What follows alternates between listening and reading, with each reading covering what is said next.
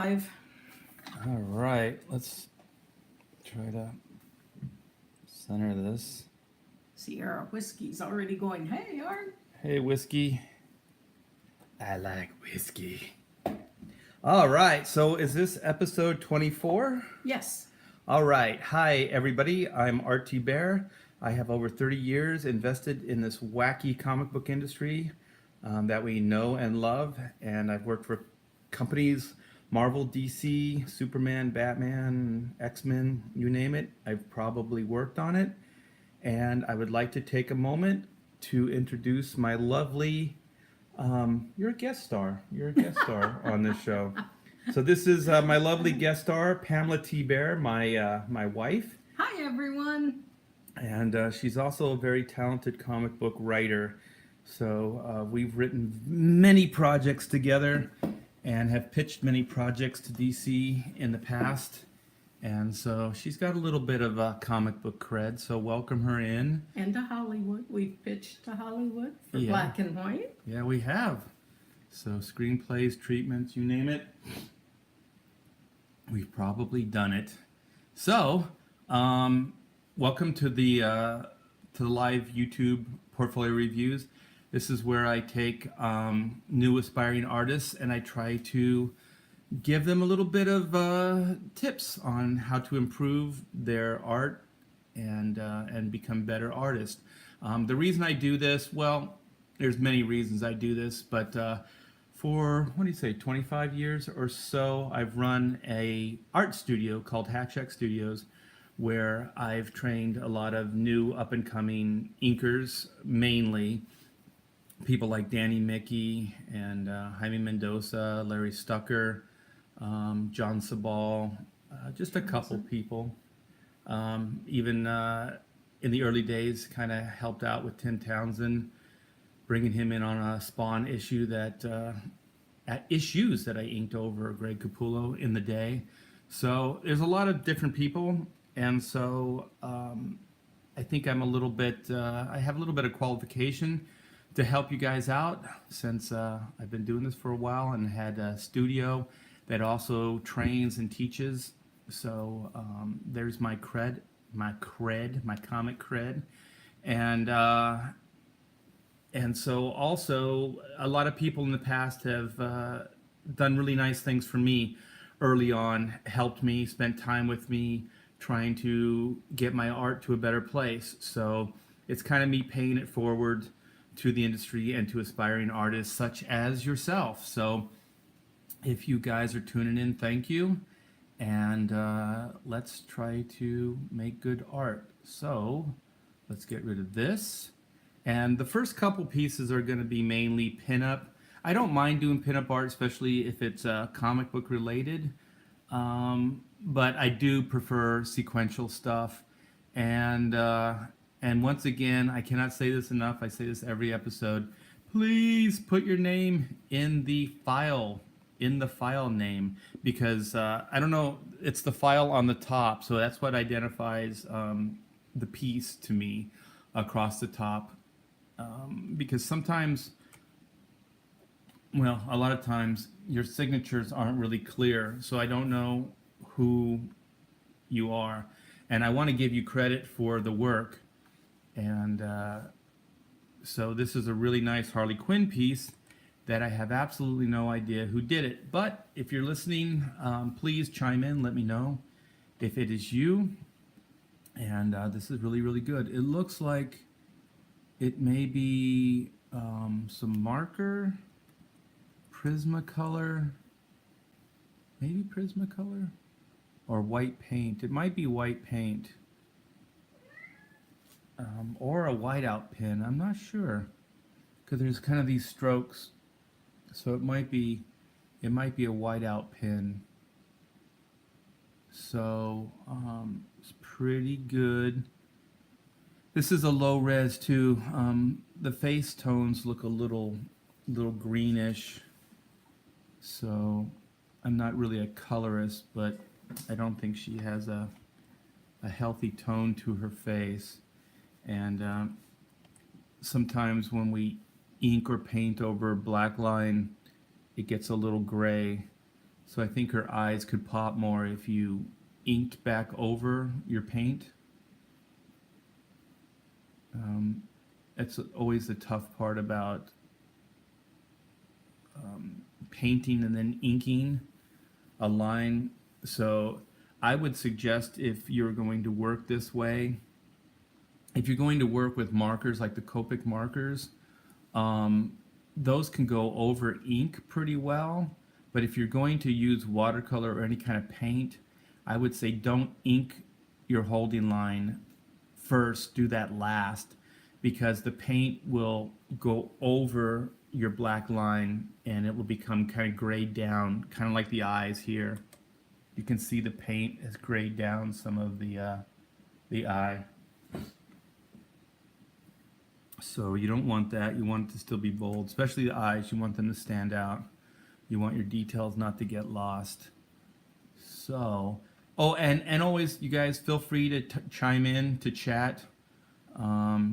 Pamela's here to read your questions, so feel free.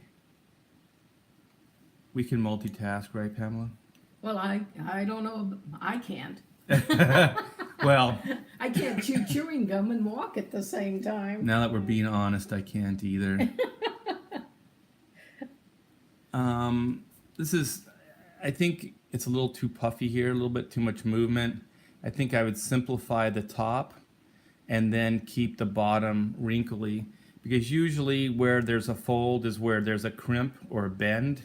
Like, look at my finger straight, and then when I bend it, there's creases here. So this works the same way. So the top part, like my finger, doesn't really have any folds in it. So there wouldn't be a lot of folds and movement on top. It'd be relatively smooth. Did somebody say something? Oh, just Aaron says, "Good day, Pamela." Hi, Aaron. Good day, sir. Good day. I said good day. I said good day. So right here is like a similar problem. Keep it simple on top.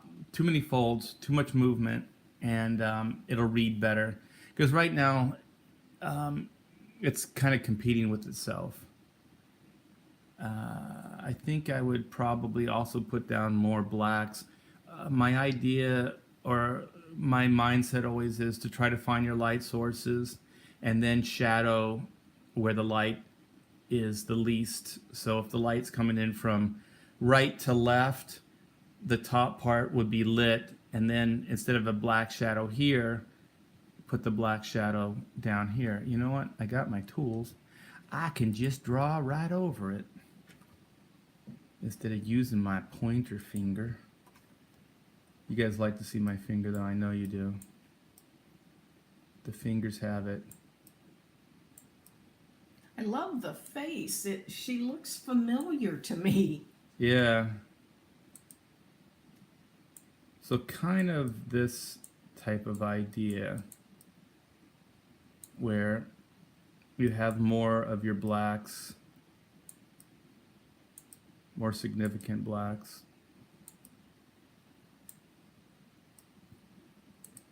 And also it'll help distinguish between that and the reds, your red shapes or your red side.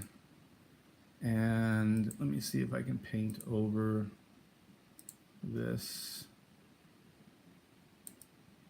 I take the black maybe out. I mean, some of the black, let me go back. Maybe some of the black in here. And then simplify these. You know what? Let me do this better.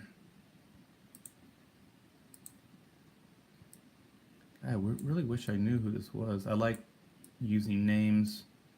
I feel like I'm talking directly to you guys.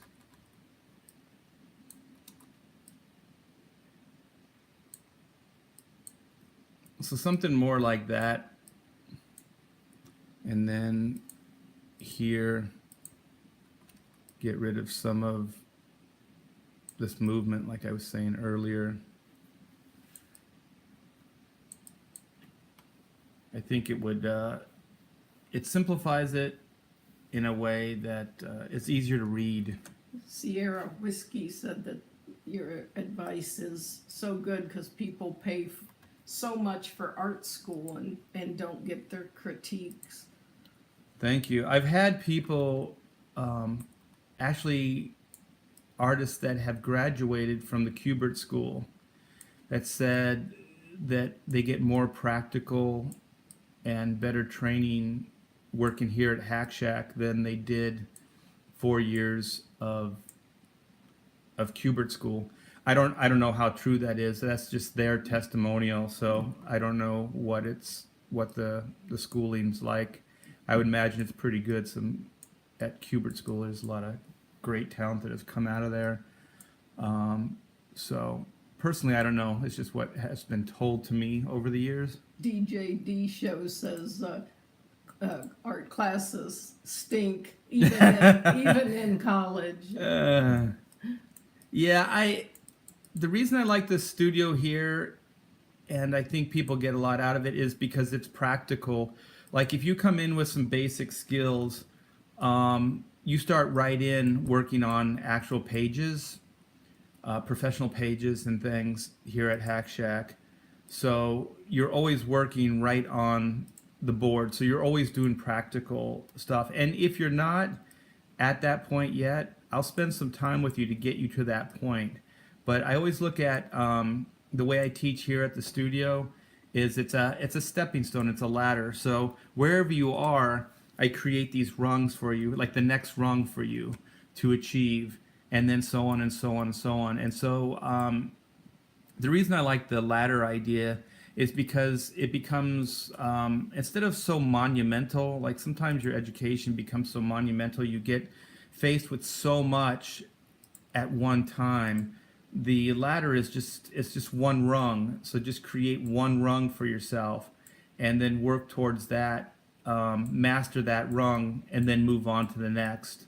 I know life isn't always that perfectly linear and it doesn't always work that way. But that's the way I try to teach at the studio here so people don't get overwhelmed. So here's kind of the idea that I was talking about, where the color over, or the color over the black line doesn't serve the piece. So let me pull back. It's kind of crude now, but you can see how the eyes stand out a little bit more now, because they're over the paint. So it's a nice drawing overall. Hands like this and arms coming forward, these are always quite challenging, and whoever this person is nailed it. It's really good. My favorite thing on this piece, though, and you're gonna think I'm strange. We know you're strange. Yeah, I set you up for that one. I know. I was gonna make the joke, but it's right here. These little texture things. Excuse me. I would actually like.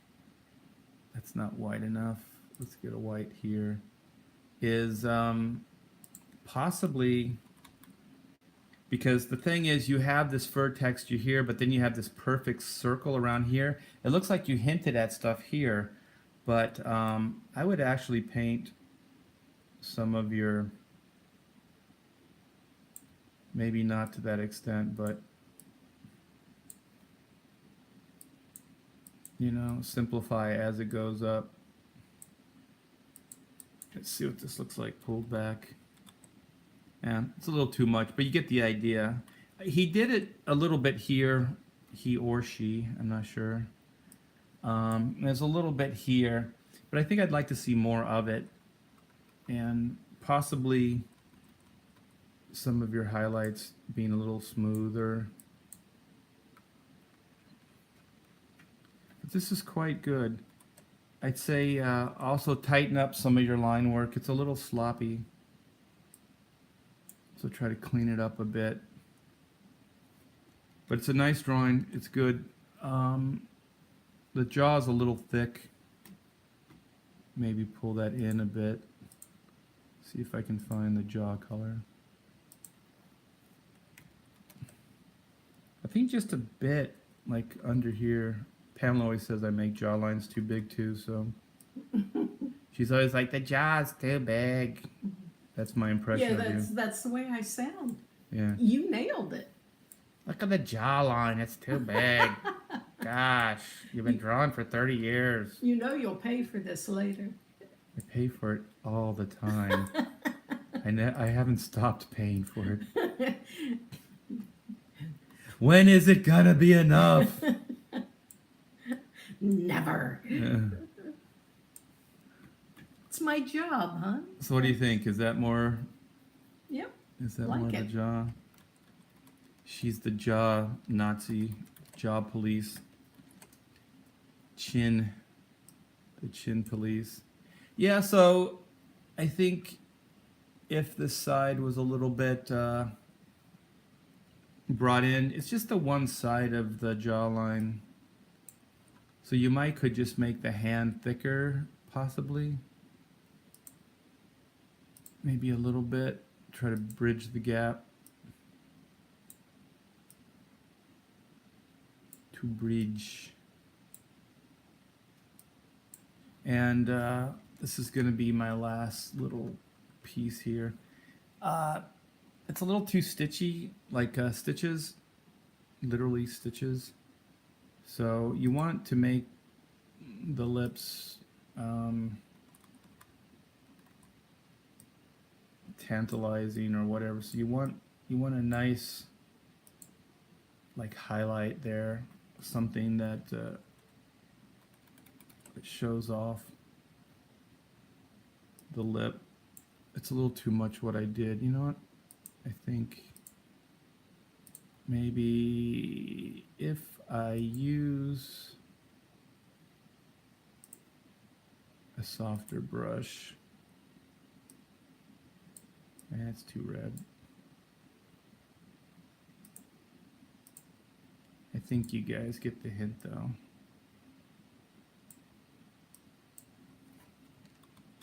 Something softer, I think, and more smooth, like just smooth all the way across. I think it'll look aesthetically a little bit more pleasing. And I think with all your highlights, I think they could be a little smoother, especially since her clothing is more of, it's kind of that leather or pleather or whatever that stuff. What is that? Vinyl? What is that Yeah, stuff? vinyl, I think. Spandexy? No, spandex isn't plasticky. What's that stuff that Amanda models sometimes? Yeah, I think it's. I don't know what it's called. It's tight and shiny. That's all I know. I put you on the spot. Oh, I just actually. Oh my gosh, I got rid of the tab. Let me see. Doggone it. Classic. Shoot. You know what? It was a. I had a whole Joker Harley theme going there, and I had the Joker for last episode too, and I accidentally deleted that as well. So I will get to that Joker one tomorrow, or whenever I do another one of these. Okay, so sequential stuff, which is stuff I like. Storytelling. So we have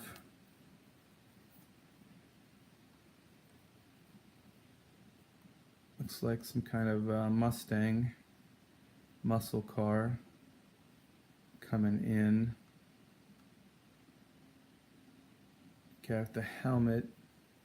The third panel looks like the guy driving the Mustang. And so this guy in the second panel looks like he might be driving this one, since it looks themed like this guy, the driver. Yeah, there's the Mustang right there. Yeah, and there's the other car. So this is Joe. So Joe actually put his name right on there so you could find it. I think this story is called Duke. So that's in the description, in the file name. So I would imagine there's possibly some setup to this, because sometimes you can set up a scene this way, but you should show the setting and the surroundings a little bit sooner. You know, something like these two. So you can go from a tight establishing like this but you should kind of pull back with the next shot to show them the surroundings and things like that, so they know where the car is. So this first panel isn't automatically um, not working storytelling wise, but for the sake of this page, it's kind of not working unless the page before it establishes the Mustang and this guy's car. Because even still, like this shot, you still don't see the Mustang in relationship to these two cars. So it's almost like it should establish it quicker, so you understand that there's two cars and that there's this motorcyclist coming in. But I imagine that this isn't the first page. Let me see. This says page 2. So possibly page 1 sets that up. So we'll give Joe the benefit of the doubt here. And let's just say it was set up in the previous page. So then this panel does work if we think along those lines. So I'll try not to judge this just based on the single page that it is. So we show this guy, but he's in shadow. But then we cut to this other guy, which is not this guy in the car. So I don't know what the script called for, but it seems like you would probably go from this panel, the first panel, to the third panel, over to this guy as the third panel, and then use that as a segue into that fourth panel. Let me do this and see. So keep this, but do this as panel 2. This would be panel 3. And then if panel 3 was over here, then it goes into this car. So then we use this shot to establish the driver here, and then we use this here to establish this driver. So rhythmically, I think it won't throw the audience as much. I think it depends on the writing, but just visually, it can throw it's already throwing me a little bit. So when I first looked at this, I didn't even know who this guy was, because at least this shot, you can kind of see that it's this guy with the glasses and the fuzzy dice and the fuzzy dice, and that it's more of a Mustang shape interior. And so I just think that some of the storytelling's a little hard to follow. But once again, it all depends on what the setup page is. And then, yeah. So these are, I don't know, a little too similar. I think what I would like to see is more of an establishing shot of the motorcyclist in one of these panels, because it doesn't feel like he's really established in these two. You don't know what he looks like. You don't really know any of the details of the character unless he's a mystery man. But the storytelling's not bad. He's coming in. He's coming from behind this car to try to get in front of it, and then he passes the car, and then he's coming in on the Mustang. So that, at least the storytelling's clear as far as what he's doing. I don't know. I would almost like to see this panel here, this panel 1, almost seems like it's not serving the story. Like it's not that important to me. It almost feels like an established. Oh, Joe is online. He goes, hello. Hey Joe. Hey Joe. So Joe, there was a page that set this up, right? Was it a splash page or was it a multi-panel page? And let me know if the motorcyclist was established. He just says, yep. Okay, was the motorcycle guy established in the previous page? He said big splash page and yes. Okay. So then this all works, because for some, I almost want to see the motorcycle guy in a big shot in this first panel. You know, like coming in, handlebars. Motorcycle guy the terraplane guy and another guy on a wheel cycle. Okay. This looks kind of Mad Maxy. What was that? Death Race 2000 kind of stuff with these eccentric cars and drivers. So I like that. I like the theme of it, and it's cool. And this is a great shot of this car right here, with the skulls kind of like I guess wired onto the headlights. It's pretty cool. I like these little lights with the X's. I don't know The if you guys can emojis. see it. Yeah. Wacky Races, Title 10 says. Yeah, And exactly. Joe says, that I'm glad you like it. Yeah, and Joe, this is cool too with the little gun sight on the radiator. It's left shark and right skull. Ah, okay. And you can definitely tell that this guy thematically fits with this car, and that this guy fits with this car. So there is a lot of good stuff happening here. Um, and so let's get into the more technical drawing aspects of it. Um, it's a good establishing shot. I'd like to see some of your inks a little tighter. It's a little sketchy, and sometimes sketchy makes things look not structured as well as they could. So maybe overall try to tighten up some of your inks. It would probably serve it a little bit better. And it's a little pet peeve of mine, but with inking, always kind of ink through. Don't ink up to the border, because the reader has to believe that this car is going beyond the border. So when you stop in places like this, it blows the illusion. Or when you cross over the border, it does the same thing. So try to complete this line and then clean this line up.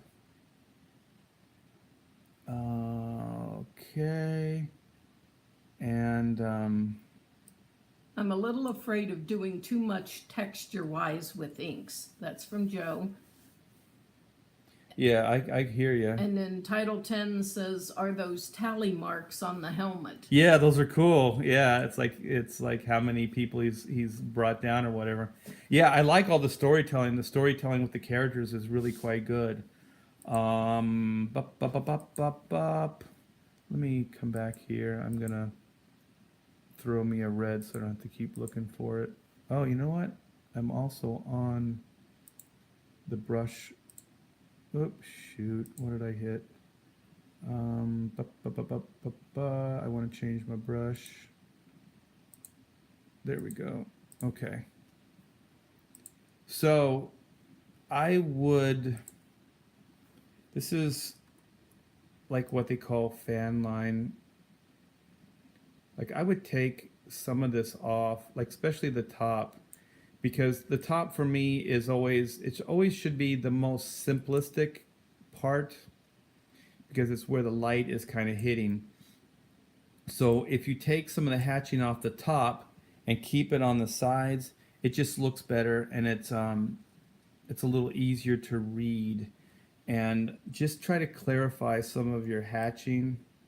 Like I said, just tighten it up a little bit, because then if this was tighter structured, all these little scratch marks on his helmet would read better. He goes, absolutely. Yeah. It's a great face. It's a great face. Yeah, just try to, with some of your black shapes too. I think just overall, just try to clean some of this up a little bit, and it'll read better. What's that? Oh, never mind. I'm good.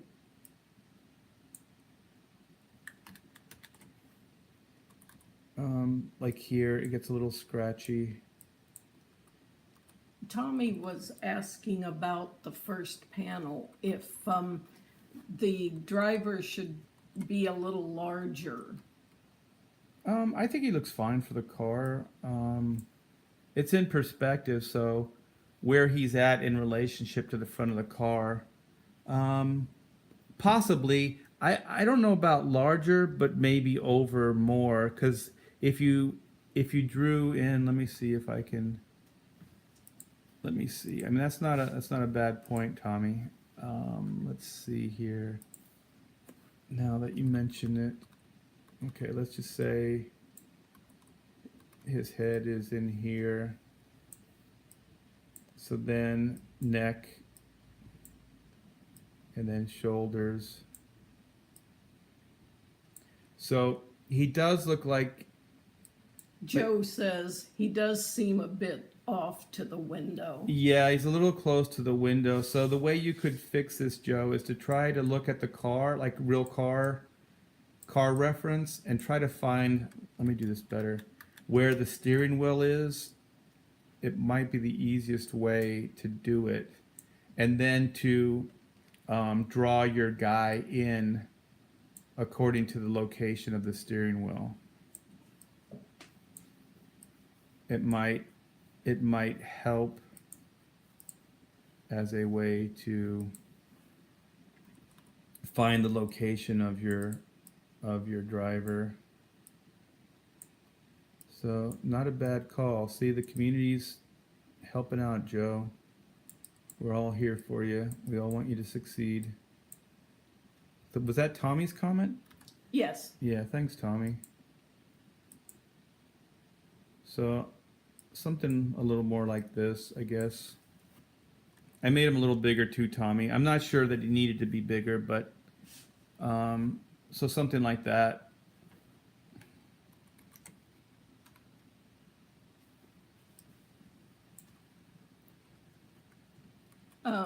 The Mighty Egbert wants to know, how do you choose where to do solid blacks, like the guy's helmet, he says?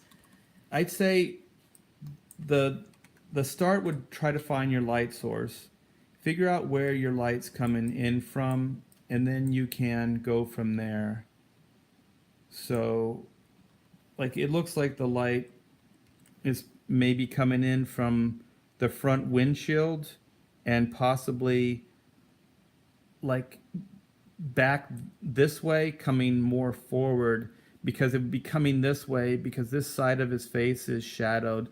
So maybe a little bit of light coming through the window here and the side window, and then through the front windshield because it's lit in the front here, and it looks like it's possibly because this harsh shadow is probably coming from the light coming through the side window that's casting the shadow, possibly. But no matter what it is, whether it's real or not, it always helps just to figure out in your head where the light is coming in, and then you can shadow accordingly. What's that? I can't say your name, I'm sorry. Critias was like, how dare you critique the award? Really like how the guys are driving in different poses. I do too. I like that this guy's all crammed up on the steering wheel right here, and this guy's all, like relaxed. Yeah, there's a lot of cool like character stuff going on here, and it says a lot. Like just looking at this guy, you know that he's kind of more of a bruiser. He's a little bit more thuggy, and that this guy driving the Mustang is probably a little bit more sophisticated, a little cool, a little calm. The way he's driving and everything. So their demeanors, their body language and everything saying a lot. Joe was saying that, yeah, for this guy, he had very small windows, which shows a lot of shadows. In the car? Yes. Yeah. And it also helps to establish the character. Like he looks a little bit more intimidating because he's in the shadows. And then this guy, sometimes you can change the lighting just for an emotional, reaction. So it doesn't always have to be there just for realism. It could be there for storytelling. So here,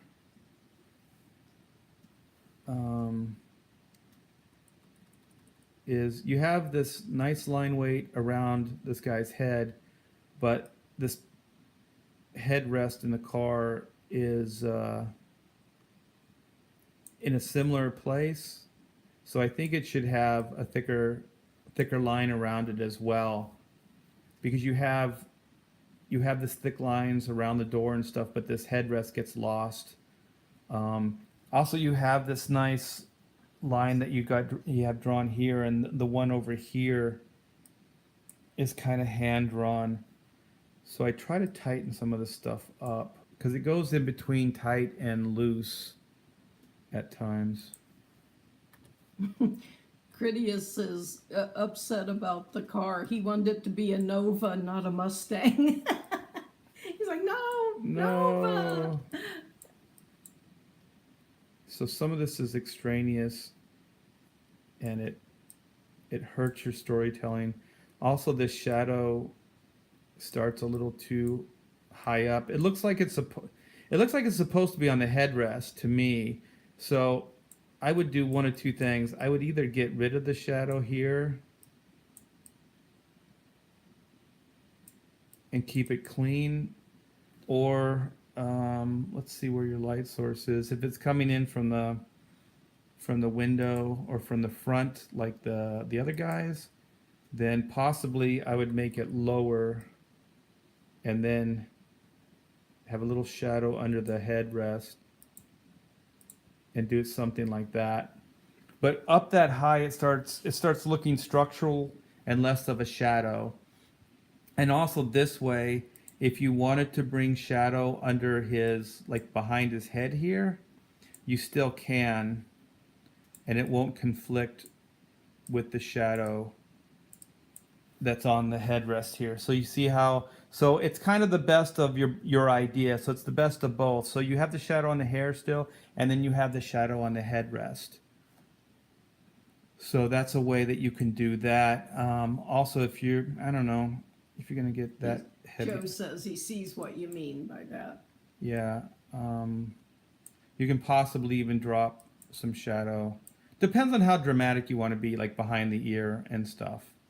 And one of the things that always helps sell the ear, there is a line that goes there, but sometimes it's not as deep of a crevice as the top part of the ear, and this little part of the ear on the bottom is thinner as well. So sometimes when you try to illustrate too much of the detail in the ear, it starts looking a little messy and dirty. So try just to go with simplistic ear shapes. It's more effective. Wow, that was a pretty good little ear shape there. Just half, wadding, putting it in there. Yeah. And there's just inconsistencies in some of the line weight, like the collar of the shirt doesn't quite work. And I think what I would do, I would simplify some of this in Joe here. says, yeah, ears give me problems. Yeah. God, there used to be the how to draw in the Wizard comics in the day. I know I'm an old, what do you guys call them, boomers, but I think it was Greg Capullo that did. He said it's like a trumpet, like opening, like if you think about it, like a trumpet. And he had some really simplistic ear shapes. If you guys, it might be online somewhere. You might be able to find it. And there's other anatomy books and drawing books that I've seen similar things in there where they kind of define it as in a simplistic way of thinking about it. Critias says, I call old boomers the ancient ones. The ancient one. Well, I like that better. Thank you, Critias, because then it makes it sound like I'm a wise sage, like I'm not just an old guy losing his mind. Oh my gosh. I'm not even, I could hurt you right now. I know some stuff that people don't know about you, but I'm going to be nice. I'm just as cute as a little bug in a rug. Yeah, you are. But not at this moment. Okay, so here's that kind of same idea at play where simplify the tops and then... Are you doing edits with a mouse? Yeah, because we've already established I'm a wise sage, and that's the tool of a wise sage. I tried a Wacom, I tried the tools, I don't like them. Okay, so I'm old, but I tried the new stuff and I didn't like it as much. So This is by choice. I'm waiting for the old guy jokes to come in. Oh, I'm sure they'll pop up, Yeah. and I'll enjoy reading them. Oh, see, you're forcing my hand to play the card, and then I will pay for that one later. So I think keep the blacks more at the bottom. Crid says, Art, when you fart, does any dust come out? I don't know. I don't really check. I just kind of fart and move on. They say old is old, Art. We understand. Yikes. Yikes. What was it like to do cave paintings? That's from Title 10. You know what? It was my favorite time of my evolution. It was freeing, and I never had to pay for a canvas. It was all, the world was my canvas. I could paint on anything. It was freeing. Now life is so constrictive. You guys, I think Art will be glad when Taylor gets back. I don't know. She doesn't say mean things. Like my wife, the love of my life, does. This is like roasting me on my own show. Okay, so it probably takes the heat off of Joe, though. So if I can take some heat off Joe, I will. But yeah, I think cleaning that line up and thinning it out works a little bit better. Keep the weight on the bottoms and not the tops. So. He says, thanks. Oh, you're very much welcome. Oh, Sierra says, wife keeps us grounded, Art. Keeps the head from getting too big. Okay. If you say so. Or just beat you senseless so you don't want to wake up in the morning. Crid says your wife sounds like a pleasure to be around. If that was sarcasm, I really appreciate it. I love it. Okay. So now I feel like we're on some even footing here. Okay, so I hope that helped. I would thin out some of these lines up here too. I think it's more just some of it's a line weight rhythm issue. It might be some control issues because sometimes, you know, like it's hard to maneuver these tools. But yeah, I would kind of simplify it. And this shot right here is really, really cool. I'm trying, something bothers me about the size of the motorcycle. He looks like he's more on the side of the car versus behind him. And it looks like he should be more closer maybe. Let me cut this. Joe was saying he's trying to get used to using a tablet. Yeah, I can see a lot of the freehand stuff. It's hard. I do a lot of this stuff with the mouse, obviously. I don't know. That car is pretty foreshortened. You might have had the bike in the right location. Yeah, that one looks like he's, at this point, looks like he's more in front of the car. So let me see. Joe says only the most enlightened of masters use the mouse. Thanks, guys. Because the thing is, this car is really foreshortened, so if you can kind of like think about the size of the driver, he's probably quite small.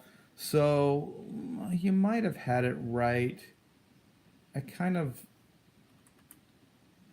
don't know, I kind of like what I have here, though. The mighty Egbert wants to know, how do you choose line weight? Foreground line weights are always thicker, midground scale back from there, and background are the thinnest. So always just think there's three different line weights you can use. So foreground, midground, background, and they'll all differ depending on the size and scale of whatever it is you're drawing. But all three elements should be inked separately or differently. I think I was onto something with the bigger though. So let's maybe do something that's not quite as big. I don't know, maybe somewhere in there. As far as you can still see he's behind him, but that's a pretty big bike. It's got all the fairings and the side saddles and stuff. So that's a pretty big bike. Joe says bigger does look more interesting. Yeah. And then I think you're gonna hate me here, Joe. And I don't know exactly how to fix this, but I think this beautiful Mustang that you drew here, which is really, these things are hard to draw, and you did a great job drawing it. It looks like it's too high in the composition, and also the perspective. Let me see, where is my red? Let's see if we can do this here.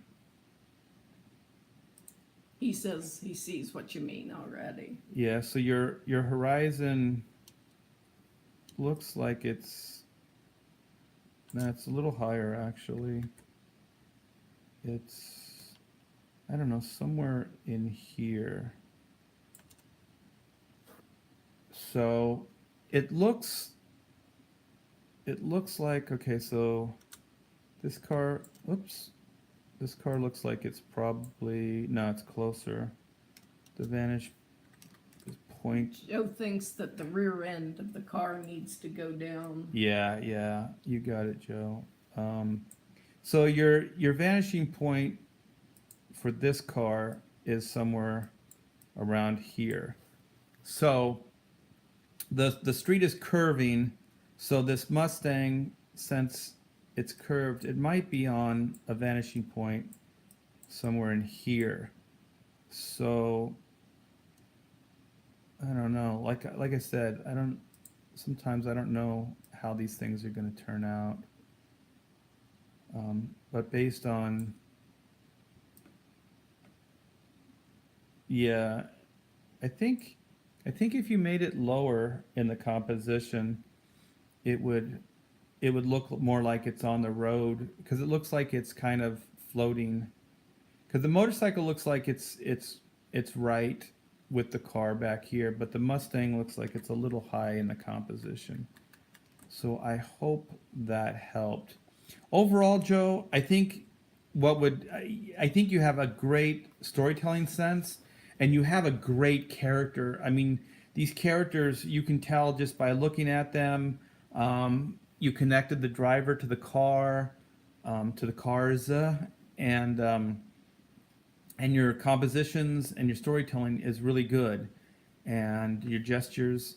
So I think for me, if you could learn the tools a little bit better digitally, tighten it up, and clean it up, and then maybe a little bit of perspective, kind of go and study a little bit of perspective, I think it would help. So just tighten it up, and then start getting some perspective books, reading up on it, trying to figure things out.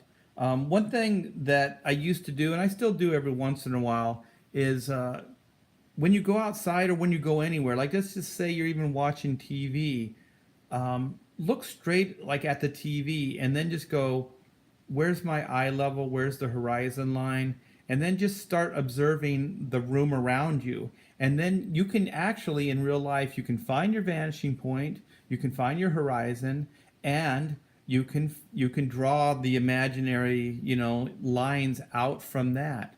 So you can actually learn perspective just by observing life and seeing how it works. So I don't know, this might be too abstract, but just say like here's whatever you're looking at on the wall. So this becomes your horizon line, because this is where I'm looking. This is my horizon line. This is my eye level, which is right here, and I'm looking right here. So this would be my VP, and this would be my horizon, and then everything would then come off of that, because I can look at the room right now when I look at that, and everything's coming off of those vanishing points. Joe says it's funny that you mentioned doing that because he said he has started doing that, even watching movies and things. Yeah, it's helpful. Just always remember, everything you need is in life. So just observe, learn to look, and then just ask questions. Why? How? And then you'll start getting better. What was the? Oh, Crid was saying that I'm a delight. Not right now. You're not. Nah, you are. You are. Always, Thanks, Crid. always a delight. Okay, so let's move on. What did I do? Why does it go to that one? That's weird. Okay, so I'm teasing. I'm accidentally teasing what's coming next. So this, let's look. It just says flash lantern, and it has once again no signature. You guys, you're killing me here. Learn from Joe. This is Tommy goes, wow. yeah, this is nothing short of amazing.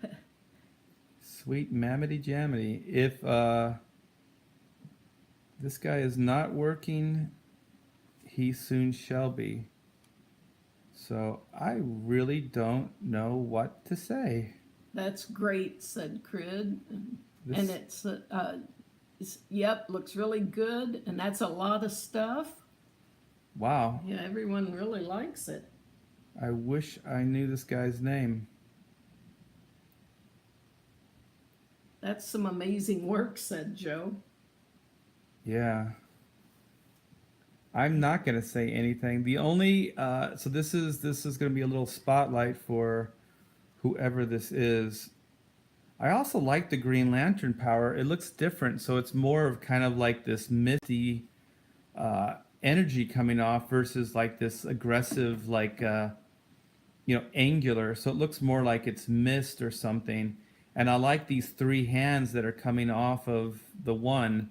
So he's punching this guy, he's grabbing this guy, and grabbing this guy back here with all the same movement. So pretty darn cool.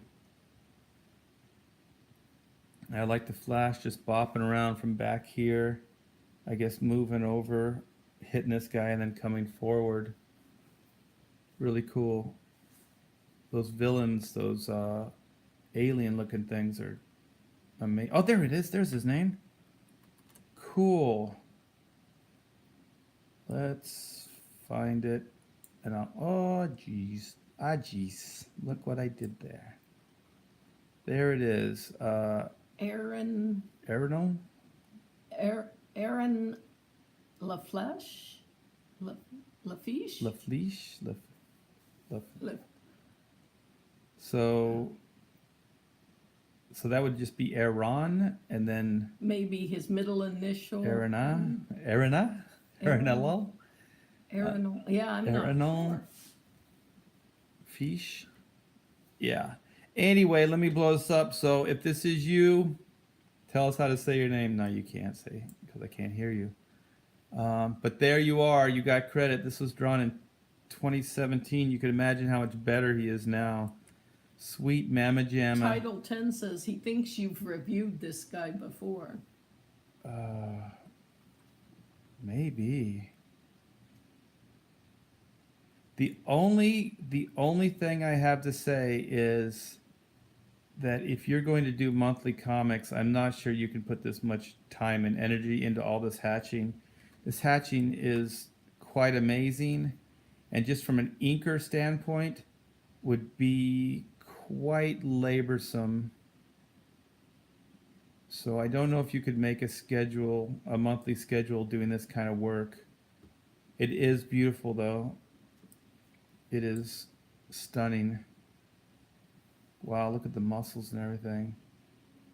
Crazy. Maybe for cover art? one says. Yeah, maybe. He has a deviant art, this artist. Yeah, go look him up. This is really nice. And if you're anybody that is looking for new talent, go to his Crid Deviant. says, I found his deviant. Good cross hatching from Joe. Yeah, it's great cross hatching, but like I said, like the only complaint I can find is that this would be quite hard, I think, to do on any kind of real time schedule. And also, unless you were inking yourself or were tight with an inker, I think you would probably get your heart broken here, because there's very few inkers I know. There's a lot of talented inkers out there, but I think there's a major interpretive factor because a lot of this relies on hatching and cross hatching. And there's very few people I know that could do this piece justice. Wow. You could. I could, and I would like to, but this would easily take 2 days to ink, two 10-hour, 11-hour days. So there would easily, I think, he probably committed at least, I don't know, 25 hours or more into this one piece. Because I know that it would at least take 20 hours to ink this thing. Yeah, when you guys see your comic books, just realize that probably the average comic book page took the penciler 10 hours, and the inker probably, depending on how much work, maybe 6 to 8 hours. Sometimes more. When I was inking Steven Segovia, those were like 10-hour pages, because there was a lot of hatching and a lot of detail in there.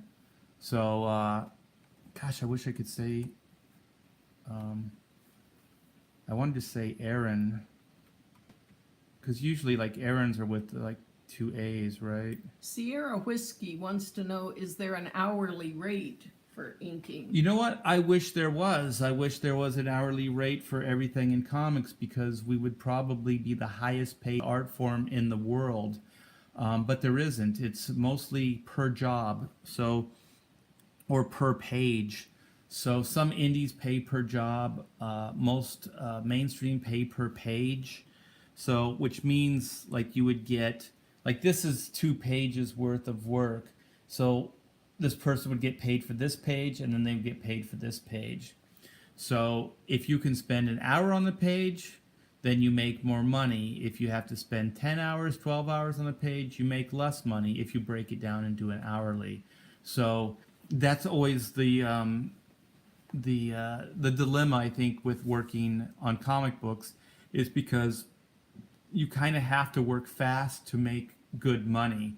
Because if you put this kind of time and effort into your work, it's beautiful, and people will respect it and love it, but he's probably not going to make as much money unless he can somehow negotiate a higher page rate that can compensate him for the amount of time and effort that he's putting into it. But to be honest, I don't think there's very many people in the industry that can demand that. So I think you still have, it comes down to your speed level and how fast you can do things. And this does not look like it was done very fast. This looks very methodical, very well thought out, very time consuming. So Aaron, if that's your name, this is really brilliant, and I don't have anything to really say about it. So it's more of a spotlight for you, brother. So if you're looking for good talent, look up Aaron. Someone asked, what do you do when somebody drops that amount of work onto you? You just muscle through it, and you try to do it as timely as you can, and try to bring as much quality into it in that amount of time, because you have a schedule as well. So it's not just, oh, I would love to spend 15 hours on this, page or 20 hours on this page. It's also that you have another page that you still have to work on. So it's a constant balancing act with how much quality you can bring with the amount of time that you're allotted. So it's always a balancing act. But when I have stuff like this, if this came across my table, I would put as much time into it as it takes to make it look brilliant, because I know that the person that drew it killed himself. So if I don't kill myself, then I'm not servicing the artist, and I'm not servicing the level of quality of the work. So if I can't plus it, or then I won't take the job at all. I would, if I didn't have time to ink this properly, I just wouldn't take the job, because it deserves the best you can bring to it. So enough of that. We gave him quite the spotlight, didn't we? All right, so here's the fun stuff for me. All right, this is where I get to toot my own horn. So I have an Indiegogo, and I have a cover tier. So I thought maybe to try to entice you guys, or to let you know the amount of work and energy it takes to do a cover, I would show you some alternate versions of the black and white remastered cover, and some of the sketches and layouts, and then the inks, and then finished product. So we have, this is a loose layout just to get composition. So this is my character black and white. What does it say? Do you get to look at the pages before you take a job? Sometimes, like if it's a new assignment, like if I'm not inking Batman and they want me to ink Batman over a new penciler, or I can ask them, hey, are there any pages done, and can you send those to me? And then I can kind of see if I want to work on it or not, or if I can bring anything to the penciler or not, just to evaluate it. So sometimes you can. If I'm working already on a title and I'm already working with somebody, then it's like whatever they send in is what I'll ink. So I don't get to scrutinize every page, and I think if you did, the process would take too long. And I think also you'd get labeled as a bit of a prima donna. So here's the loose. So this is just for positioning, basic proportion. And you can see there's not a lot of detail, just little details just to indicate guns, and some basic uniform details that are important for the character. So you can see the bag and the utility belt, and some of the bombs and things like that are just gestured in, and her weapons as well. And then some of the basic background elements. At this point, I was thinking that he would be on a rock, and there would be some fire elements. And one of the characters is a villain. He's the villain, and Tommy says White's hands are nice already. oh, cool! Thanks, Tommy. And so this would be as a knockout of the villain's face, and his name is Chang, and he runs a company or a corporation called Phoenix World. And so one of the things is Phoenix World is a metaphor for the villain. I'm not going to do too much spoiler alert, but anyways, most of you know that the Phoenix rises out of the flames, out of the flames. So that's kind of one of the motifs that we're playing with the character. So that's why there was fire here, and he's also a tech guy. So Phoenix World is tech based, robotics and stuff. So there was this little grid that I penciled in here, gestured. That was going to be a grid of just like tech, like what do you call those, circuit board. It was going to be like a circuit board background, and then the background was going to be all knocked out in red, and then these characters were going to be full color. So that was kind of that idea. This was another idea. You could see that I kind of like this one at the beginning. So you can see that Reed started, aka Black, started taking on more detail. The face was more developed, and this was also more of a take of the original issue 1 cover. So this was kind of going to be a homage to that cover. So then, if you guys remember issue 1's cover, Reed's coming forward and he's blasting his gun, and then Whitney's leaping into action behind him. So that's what that was going to kind of be, an updated version of that. I kind of like the idea, um, but I think there was some elements that just weren't quite working for me. And so then there was going to be a montage of images in the background. This was going to be like a similar idea of Chang in the background, and then these, if you can see them loosely, that's the circuit board idea behind him. And then there was still going to be flames and simplified throughout here. So this would all be reds and oranges and yellows. So you can kind of see some of the flames indicated in here. And then this was going to be kind of a repeating motif of the mech bots across here. So you can kind of see the shape of them here. And then they were just going to be repetitive throughout, kind of like a wallpaper idea. And then this was going to be, all good villains have two right-hand thugs that work with them. So these guys, this guy was going to be like a profile. So here's his back and his arm coming forward. His fist would be over here. So he's kind of moving this way. And then this guy's moving forward in the same direction. So his arm would be back here and his fist would be here. So they're kind of like lunging into action as well. And then, like I said, this would be Chang's face in here. And most likely all that would be knocked out in reds and oranges as well. So there's that idea. And let's see. Then here's the first idea kind of taking more shape. So I favored that idea. I liked it. And then what I wanted to do is, I thought for a first cover it would be better not to do the villain, just to try to focus on the two main characters, but that the villain could be represented in this mech bot, this big mech in the background. So I always like, I mean, they're kind of like robot fighters, you know. So the MI10 is a British Secret Service, but it's a robotics division of the MI10. So the story is a slight future tense story. So it's maybe like 20 years in the future, maybe not even that long. So there's mechs and there's more robotics that exist in this reality. So one of the things I thought that would be interesting in form of the updated version, the remastered version, is that they're kind of robot hunters.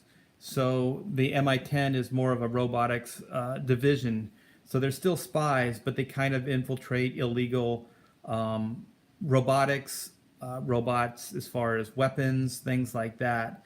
So obviously this falls into that category where this is an illegal robotic weapon. It's nice that white's in front, and then it faded. Doggone it. I couldn't get it red. Retype it. Type it in again. Okay, so then this is kind of the robotics, like the robots, like smoke or steam coming off of this big blast area. And then this is kind of my, I always like Star Wars, the aesthetic, so I like those little circle shapes. So I drew that in the background here as a way to frame the characters in. So that's that. And then I think these are the inks, yeah. So then you can kind of see, I don't think I scanned the finished pencils. I should have. So then let me pull back, see if, yeah, so here's the finished inked cover. So you can see all those elements kind of brought into hardline focus, and you can see the detail and how it takes form with shadow and light.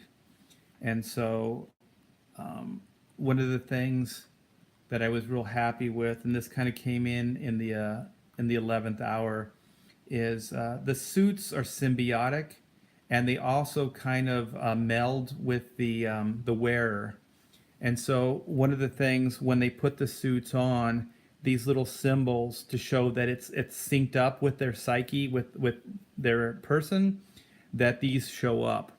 So these little icons show up on their face. So his is black because he's got the black suit on, and then hers is white because she has the white suit on. Pamela, tell them what the original black and white suits were. All right. right? I've forgotten. Oh my gosh, they were sparring suits, remember? Oh, I see what you mean. Yes, I thought you meant the drawing. Yes, they were sparring suits.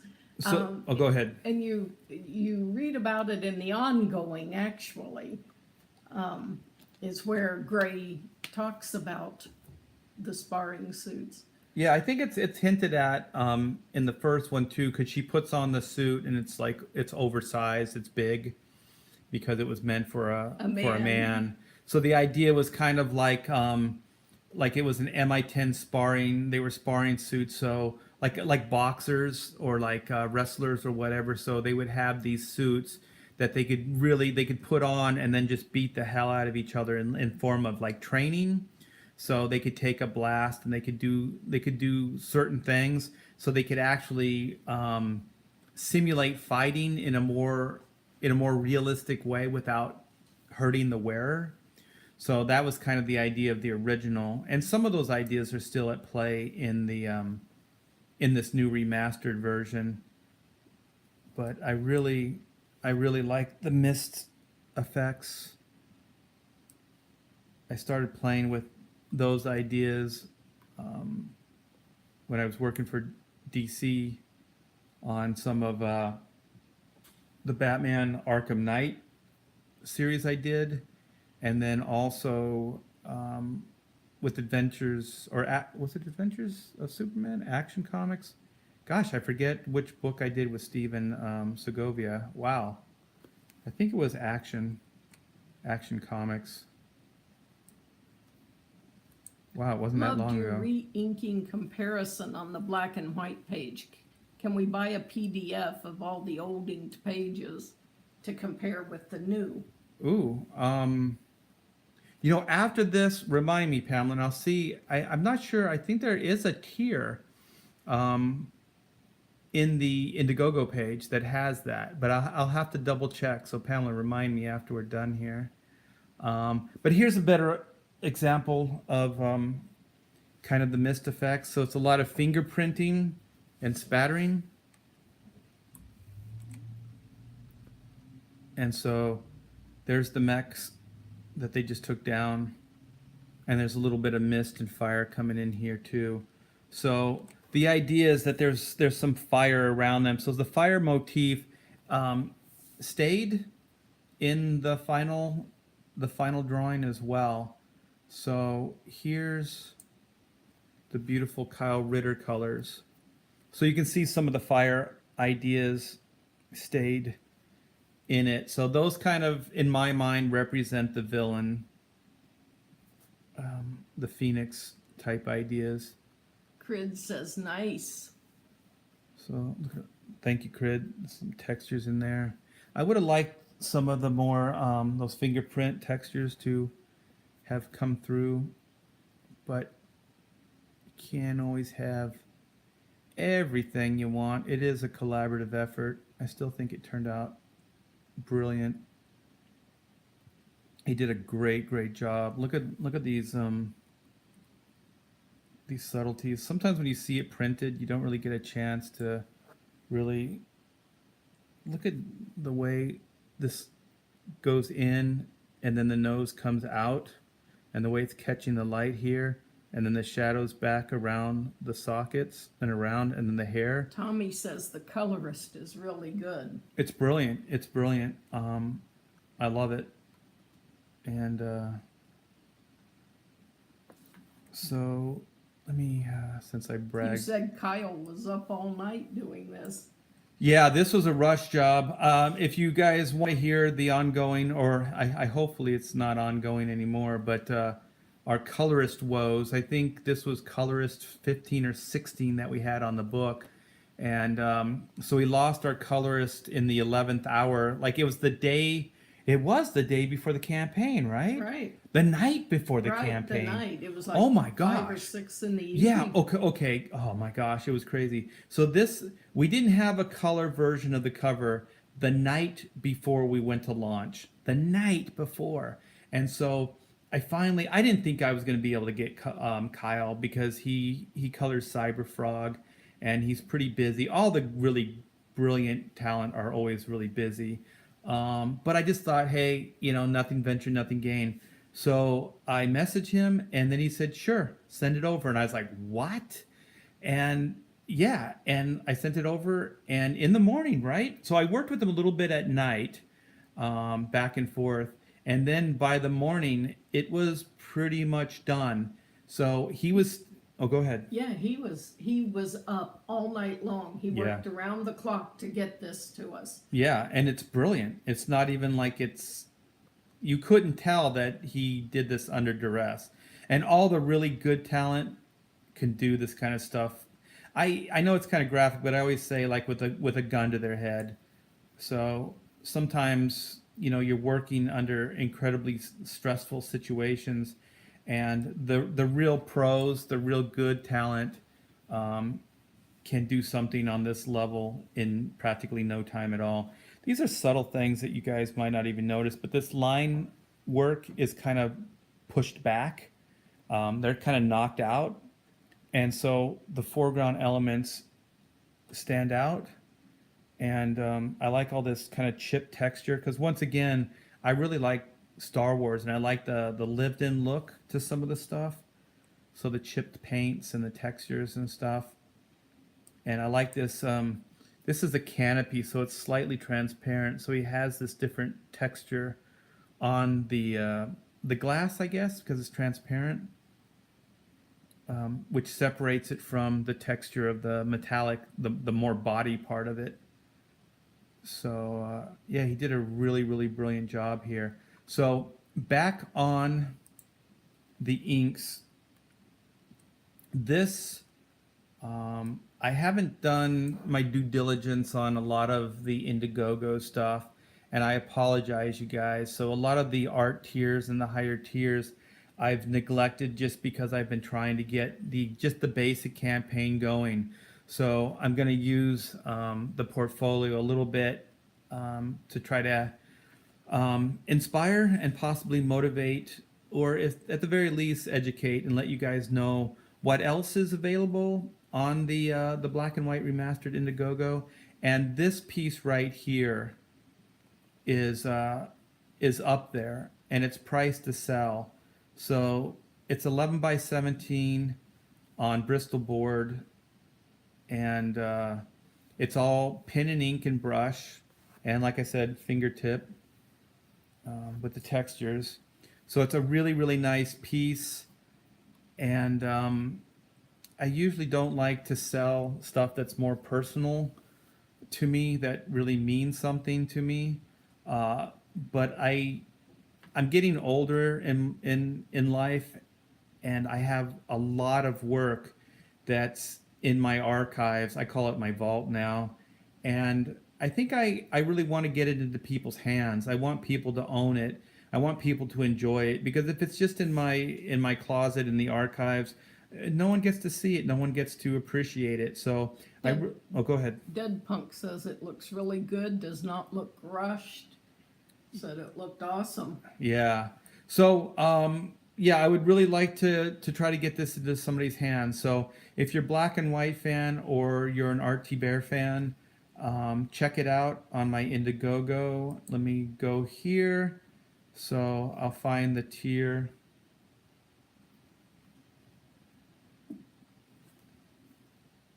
Pam was showing me something. Okay. So it's in the original artwork. So it's right here. It might seem a little high to some of you guys, but original covers, for an original cover, this really isn't a crazy price. A lot of my covers, they can go from like 18 to 2,500 for a basic, cover. So this is really priced to sell. And like I said before, I really want to get this into people's hands. I want to get my art into people's hands so they can enjoy it. Dead Punk says, I never noticed the calendar before. Oh, yeah. This was Pamela's idea. She loves love calendars. Yeah. So since you said that, let's find out where the stretch goal calendar is at. Where is this? 32. It's 32. Yeah, so 32. So everyone would get one. Yeah. So we're right now we're pushing. Well, let's update. Let's update. Let's see if we went up. So we have it's 19,119. So, ooh, 164. We sold a couple books. So thank you guys, 350 backers. That does my heart good. Thank you. Yeah, thank you so much. Getting this into people's hands is the most important thing for me. And what were we? Oh, we were doing the stretch goal. So we're pushing 20 now. So we're what, 18 something away? Is that right? No, 800. Yeah, yeah, 840 or 836 or something like that. I'm just doing the math quickly. So away from the 20, right? Oh my gosh, this is beyond comprehension. I can't even fathom 20K. Dead Punk wants to know how big the calendar is. It's 11. It's around 11 by 17 size, so it'll come folded. So it'll be folded here to fit into the shipping package. So it's pretty cool, and it has the artwork without logo and everything on it. So it's pretty cool. And so 20. Yeah, so we're pushing the 20K, and that will be for the square bound upgrade for the book, and that's pretty cool. Versus just a staple, it's going to have a square bound, so it'll really look dressy and look nice. And also, the square bound has more of a cardboard cover versus a soft cover, so it's a lot more dressy, and also it's going to help with where's the tier? Oh, PDF. Remind me of the PDF.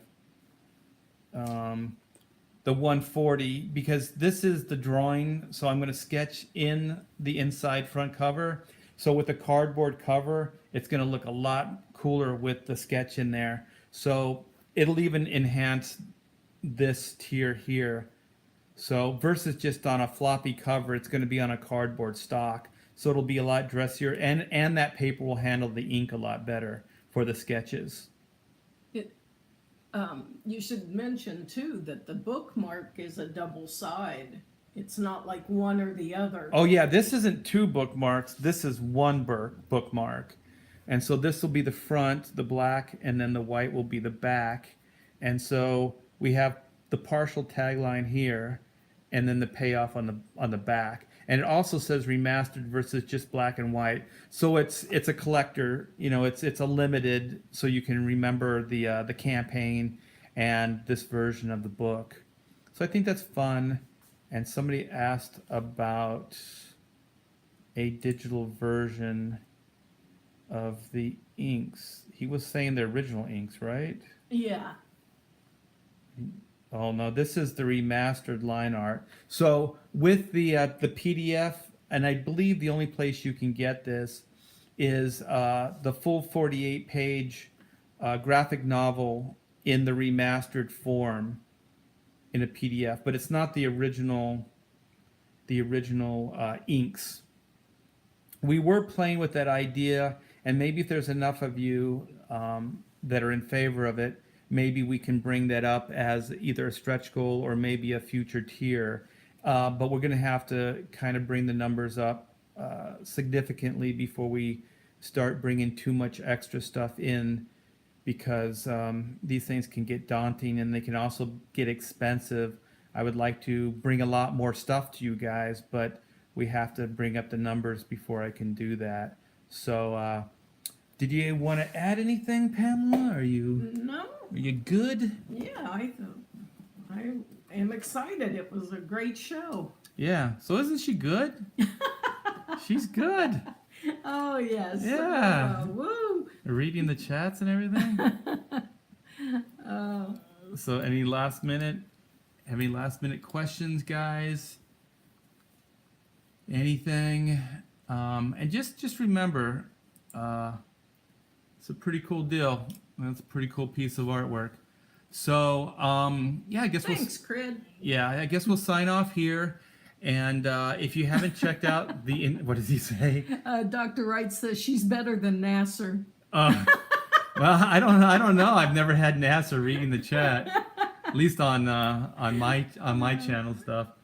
You, on the other hand, Crid says, he's iffy. He's okay. Yeah, so thanks guys, and if you haven't checked out the Indiegogo, please do, and get out, and if you have friends of this kind of work, turn them on to the Indiegogo, and also with the YouTube, like, subscribe, hit the bell for notifications. The notifications are important, so you know when we're going to do one of these things in the future. And if you have friends that like this kind of content, please turn them on to it, because the better I can build the YouTube platform, the more people I can reach, and then the more people I can let know about these future projects, black and white, and stuff that I would like to be bringing your way in the future. So thanks again, guys. Have a great day. Bye.